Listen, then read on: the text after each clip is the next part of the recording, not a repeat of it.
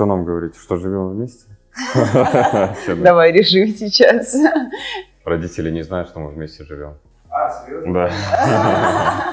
Ну, До типа, свадьбы, да. До бракосочетания мусульманского именно нельзя.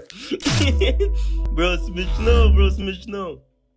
Якутск Ньюс. Лучшее из якутского интернета.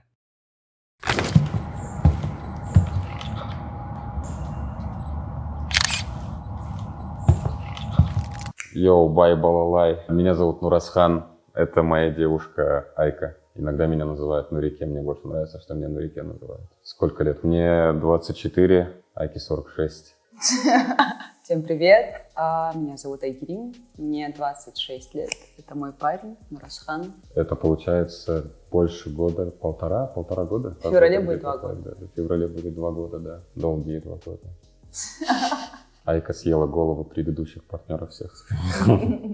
У меня есть подруга, с которой мы давно не виделись. Я пришла на ее диджей-сет. В этот момент подходит Нурасхан с ее парнем. Антона я знаю, а Нурасхан просто помахал мне и уходит. Я почему-то чуть-чуть оскорбилась тем, что он со мной не познакомился. Выхожу в коридор, вижу, что он сидит в клубе за ноутбуком. Вы видели когда-нибудь, чтобы в клубе кто-то сидел за ноутбуком? Это не кофейня. Я просто подхожу к нему, и меня вообще-то Айка зовут. Ну, я же говорю, бегала на задумку.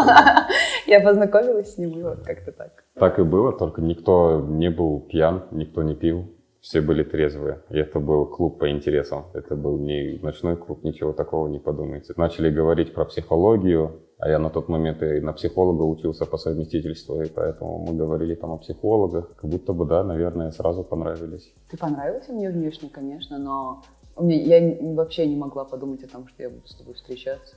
Как-то просто прикольно было пообщаться с другом Антона. Сейчас вы будете отвечать на наши довольно откровенные вопросы. Если вы пропускаете или не отвечаете на вопрос, то вы отдаете нам деньги, на которые мы делаем подарок нашим зрителям. За каждый вопрос 1000 тенге, я думаю. Сколько Давайте тут у до нас? 1000 тенге нормально. 5 вопросов, 5000 тенге. Да? Если я не отвечаю, я даю деньги. Все понятно. Окей. Что, давай. Он всегда выигрывает меня на камень, ножницы, бумага. Я могу здесь поддаться. Сулифа. Но не сегодня.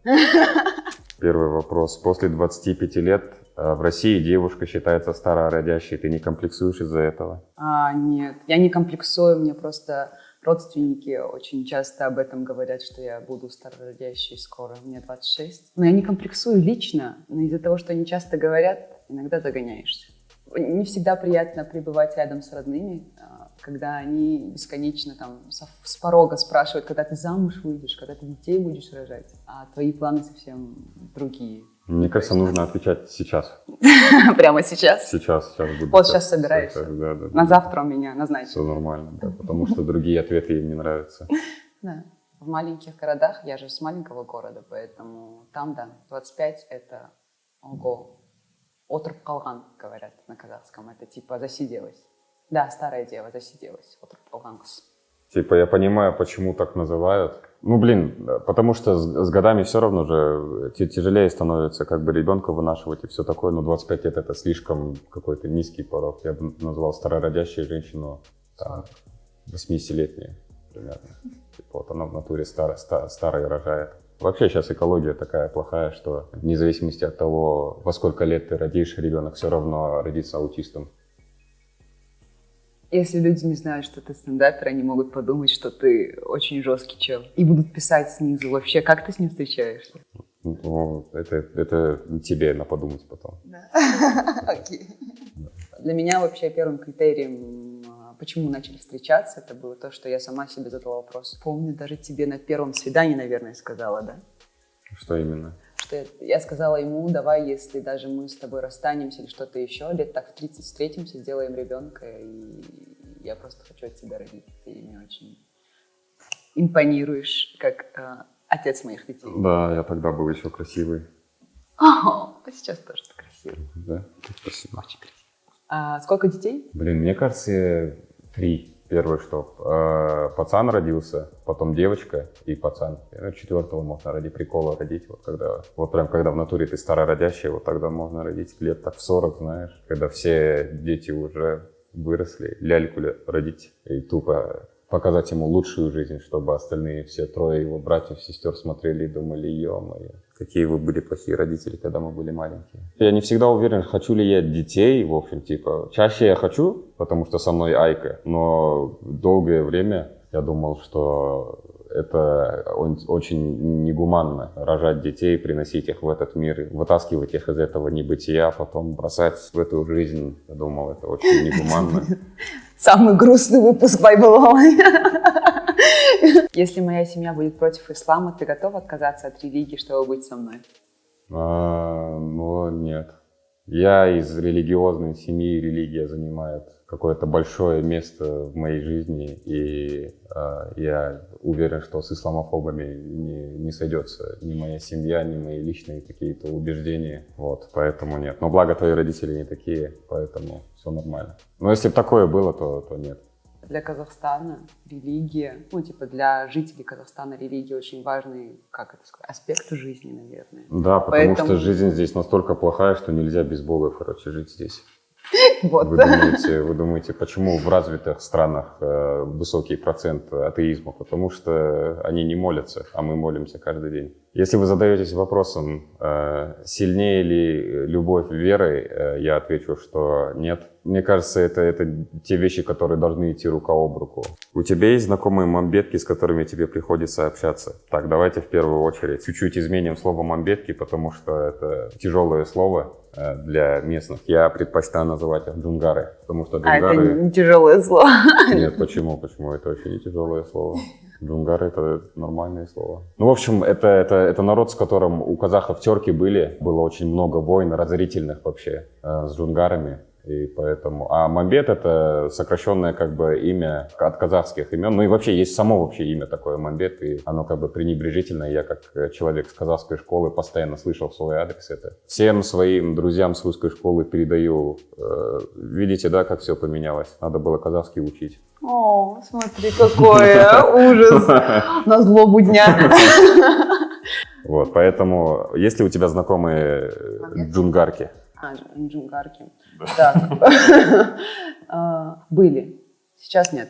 Это со временем как-то вот само по себе окружение, само по себе очистилось. Я перестала общаться, они со мной перестали общаться. Но были джунгарки, из-за которых мне было очень стыдно часто.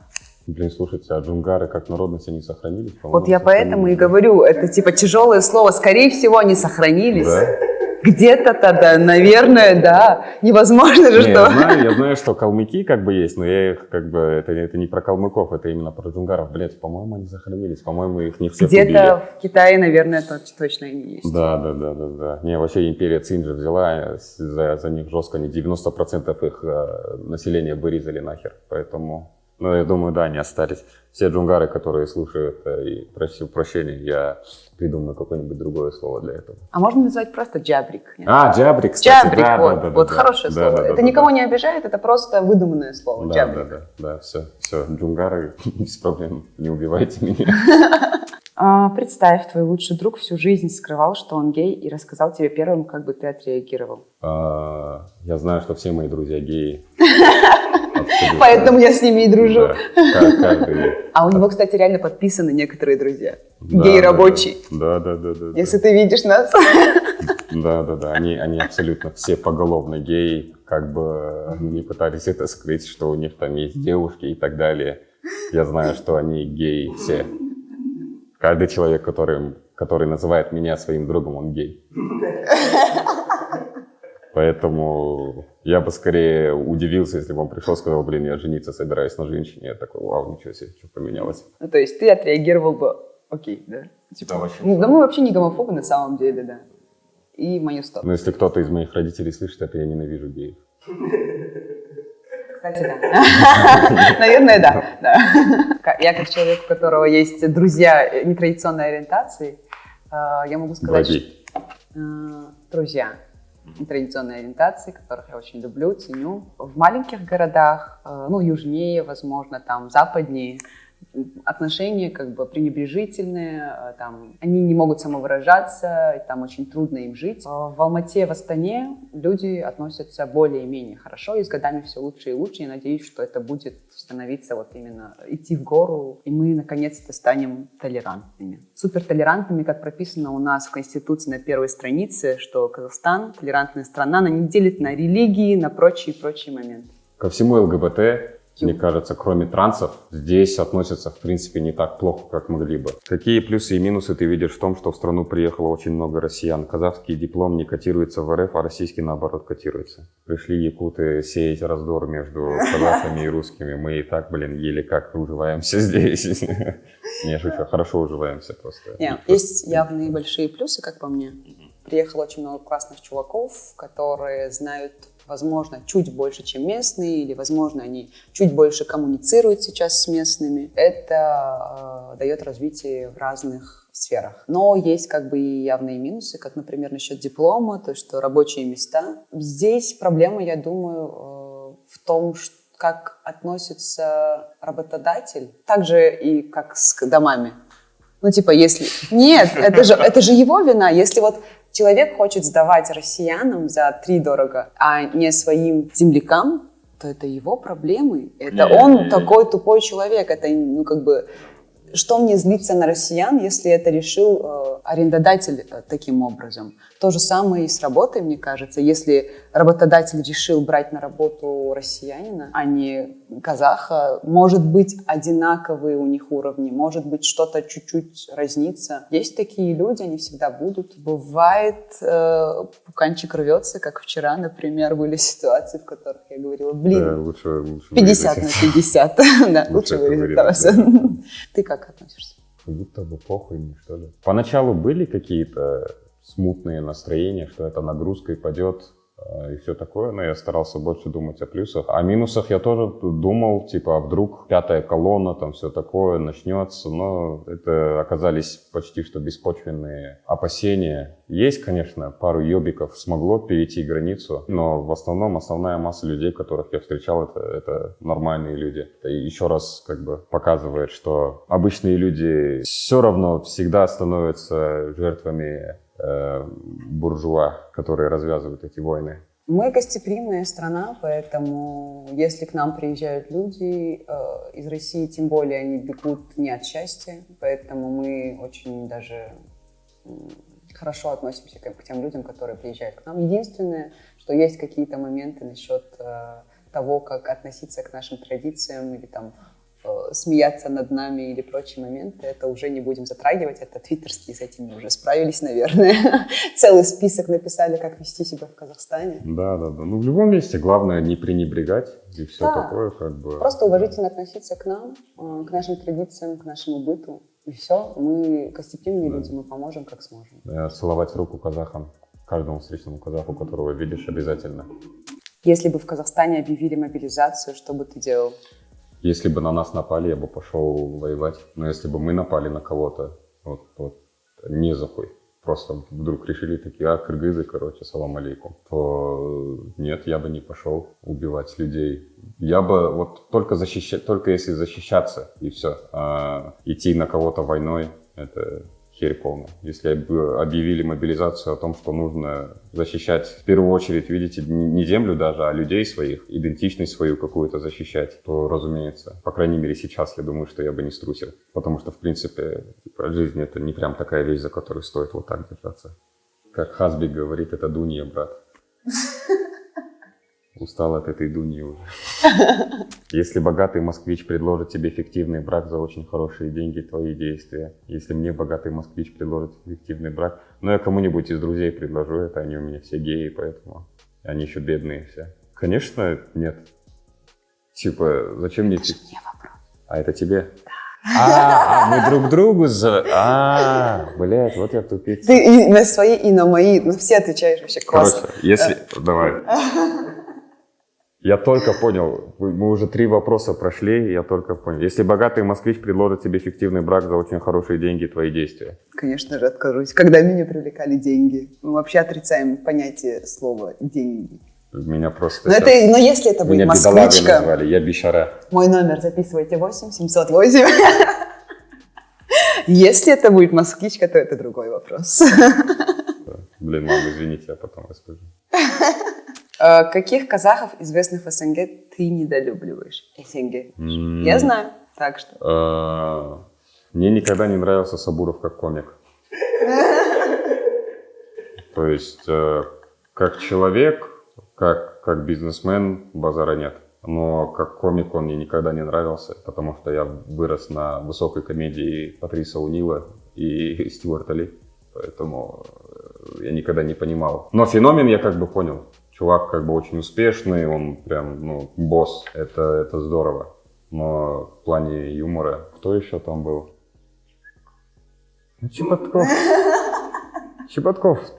Не знаю, нормально, как бы, ничего такого у меня с ним нет. Единственное, да, тоже в плане юмора доебка у меня была к Евгению, но это было еще до вот этого всего срача в Инстаграме, типа, вот он казахов пародирует постоянно, типа, долбоеб, короче, и типа это так казахи разговаривают. Я всегда думал, что это, не изящный какой-то прием в комедии вообще. А потом я прочитал его пост в Инстаграме, где он написал, откуда взялся этот акцент. Оказывается, этот акцент он скопировал у Медета Калибекова. Я такой, блин! Блин, все, прости, Чеботков, пожалуйста, Медет я тоже единственный плохо человек, который вот так вот разговаривает. Я такой, блин, ё-моё, я не знал, Женя. Оказывается, ты одного конкретного человека все это время показывал, поэтому вот.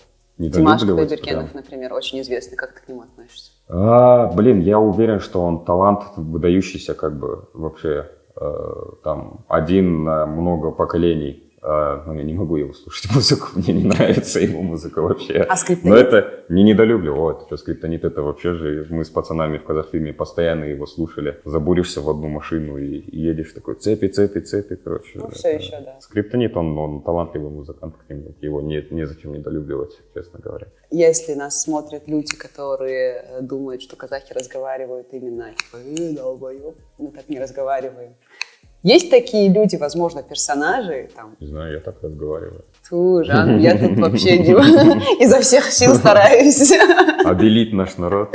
Нет, я не то, чтобы обелить, я просто хочу сказать, что мы не такие. Не, ребят, мы тут орки. С кем из казахов, известных в СНГ, ты бы пошла на свидание? Если бы тебя не было бы. Сама думаю. Если бы тебя не было бы, просто свидание, это же свидание, это ни о чем не говорит. Вот тот же самый Анвар Нарписов, мы сегодня говорили, он классный чел. И просто свидание, пообщаться с ним, он очень интересный. Я считаю его очень приятным человеком. Пару контактов было, да, поэтому вот Анвар Нарписов хорошо. Но не знаю, насколько он популярный прям в СНГ. Наверное, со Скриптонитом, но не факт, скорее всего, нет. Не факт. У него есть женщина, у него есть мужчина, все окей. Да. Это мы же просто фантазируем. Я все равно тебя побью дома. Конечно. Надо было мне 1000 тенге дать просто и все. Да? Да, все, давай. С кем бы из известных в СНГ казашек пошел бы на свидание? Казашек, наверное, да. Так, Аружан Разильбекова. О, смотрите, как сразу заговорил. Все. Дома будет бой. Потом Касым-Жомарт Токаев. И что-то я, кстати, не думал даже. Вот Аружан Разильбекова сразу же пришла на ум. Да. Ну, это юношество. Да, блин, честно, я даже не знаю. Ну вот только Аружан Разильбекова и Токаев. Я бы хотел тройное свидание с Аружан Разильбековой и Токаевым. Вау. Почему Токаев?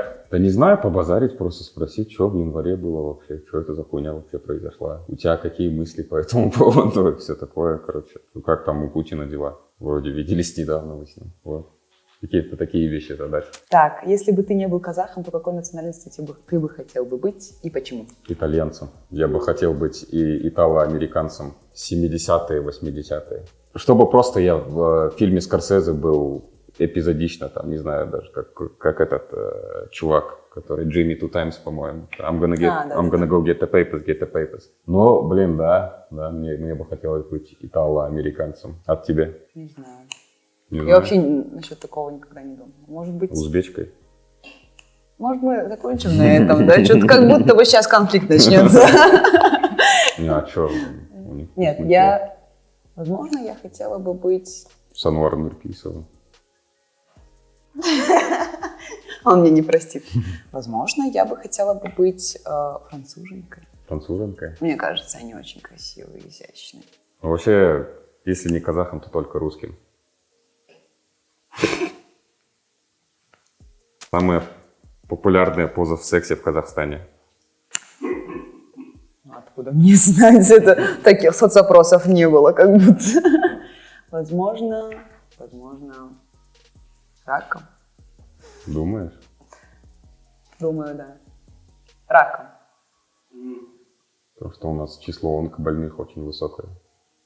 Ну, я думаю, раком, либо наездница. Ну, самые классические позы. Нет, я не думаю, что у нас прям изощряются. Ну да. Ну, блин, я не знаю, Но у нас кинки-пати ни разу я не видела.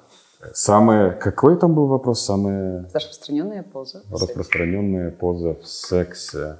Не по согласию.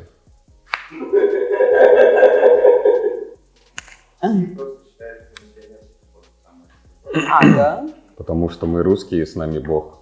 А когда с тобой Бог, что ты делаешь? Ты занимаешься миссионерством. Да. У тебя миссия. Да, у тебя миссия, вот, миссионерство.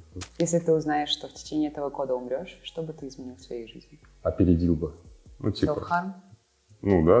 Нет, вообще, что бы я изменил, я бы просто, 1 год только остался. В течение этого года, это еще и 2022 год, типа, у меня 2 месяца всего лишь осталось, считай. Блин, я не знаю. Я бы банки грабил, бежал по всей стране, я бы укрывался там где-нибудь, в общем, дичью занимался бы. Но мне так кажется, на самом деле нет, я бы пересмотрел свои отношения с Богом в первую очередь. Это если ответить серьезно. Я вот сидела, думала, пока ты отвечал. Угу. Я бы не меняла ничего. Может быть, я решила бы, что последние месяцы я буду находиться рядом с родными, только любимыми мной людьми, и все.